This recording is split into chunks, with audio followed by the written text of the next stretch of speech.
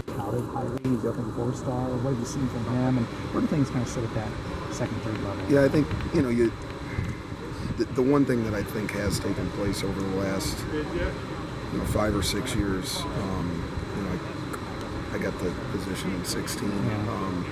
I've kind of tried to tailor it to maybe a little bit more of a Midwest shaped group. So if you look at our group, there's a lot of guys that come from within a 4 or 5 hour radius. I've done that purposely. Like that's a little bit of the philosophy behind that. So you look at guys like Jay Higgins out of Indianapolis. You look at Justice Sullivan from Minnesota, and then you look at the local guys, Carson Shire. There's a bunch of them. Kyler Fisher. This group that sits behind the three that are getting a lot of the pub today. I'm anxiously awaiting their opportunity to go in there. And if that opportunity was tomorrow, if that opportunity was midway through the season, I think they've proved. Not to go through everybody's name, but I think as a group, they've proved our staff, they've proved to their teammates in this team that they're ready to take on that responsibility. But that doesn't come without. I would brag on the three that are ahead of everybody right now. Yeah. That's why the group behind them so strong, because they're being led by three guys that are really out in front, and those guys are doing a real good job of showing those younger guys the way. But Jay Higgins, Kyler Fisher, Carson Shire, Jaden Harrell, Justice Sullivan, Zach Tweed. I mean, they're all moving in the right direction. Jackson Rexroth is one that we actually moved from safety down to linebacker. So I think we've got a lot of talent behind. We've got a lot of depth. We're continuing to build depth. So I'm anxiously waiting to see these guys play this year, the ones that are getting all the pub. But I think we're pretty confident as a team right now. Where the other ones. Thanks. Yep, I really appreciate it. Yep, good seeing you. Good to see you. Yep. Hi, Alyssa from Register. Hi, Alyssa. How are you? Good. Kind of going off of that, you're talking about the three that are leading the way and the ones behind them. Can you talk about your group as a whole, work going behind the scenes that's created such an elite group, that's so deep? Yeah, the word elite, I don't know if we're quite there yet.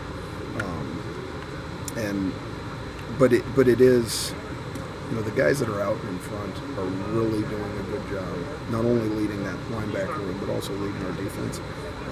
So you really don't have a place to hide in that linebacker room. Like those older guys they've all got their own unique leadership qualities, but they're doing a great job of mentoring the younger guys. What you don't get to see is you don't get to see the everyday around here. So you don't get to see a Jess Jacobs, taking a Kyler Fisher and pulling him aside, talking to him about the route that he just saw, or Jack Campbell meeting with Jay Higgins, in the linebacker room for an hour after one of our meetings. Like that, that's going on there. That speaks to the culture of this team and the program. But, that is what is, advancing those younger guys. That, and then they got a lot of snaps last spring because the other three were out. So, I think we're fortunate on a lot of different levels. We're fortunate that we've got the three right now that are out in front, but the other guys are pushing those guys as well. Can you talk a little bit just about what you were able to see from those guys when the top three were out? Yeah, I think you were just able to see. You were able to see their development.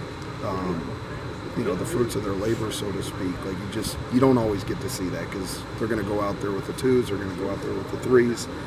On any normal day when you do have your other guys out there, and quite frankly, when you're running with the twos and the threes, it doesn't look good anyway. There's always this or that, but when you put a two in there with a one, so now the twos are in there going against the ones offensively, and you're able to see them do things well, execute well, make plays.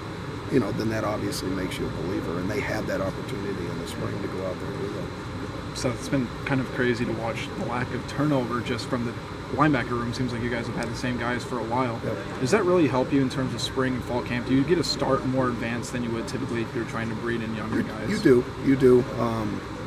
I would make the argument that the reason that there's not as much turnover. One, all of these kids come here and they need to be developed. So it's not like they're coming in right away and they're playing right away and they get a taste of it. Like they've got to develop their body accordingly. The other is, I compliment our special teams. Our special teams, I told our group, not that they don't get told this every year, but I reminded them that they are the catalyst behind our special teams, the linebacker. You go back and you look at that the punt block against against Nebraska, and then you pause it at the end when Kyler Fisher's running into the end zone. You look behind him. You've got 3 other linebackers behind him. You got me that were on that punt rush unit. So, I do compliment our special teams, and these guys get a taste of football pretty early because they're out there on special teams, so they can't hide from it. Like, they're out there, and then to me that only advances them when the time is right for them to go in there defensively, if that makes sense to you. Like, they don't. They've already gotten their feet wet. You guys write articles about, hey, this was the first time we saw somebody on the field. Well, it wasn't the first time that you saw Seth Benson on the field before he assumed that will linebacker position, or Jack Campbell. They'd been going down on kickoff and kickoff and kickoff and 19. So that to me is where I've got the advantage of the linebacker coach at growing that room, because they're being used in so many different facets of our team. So I was going to say it's a direct correlation between how even you guys as a team embrace special teams. Oh my gosh.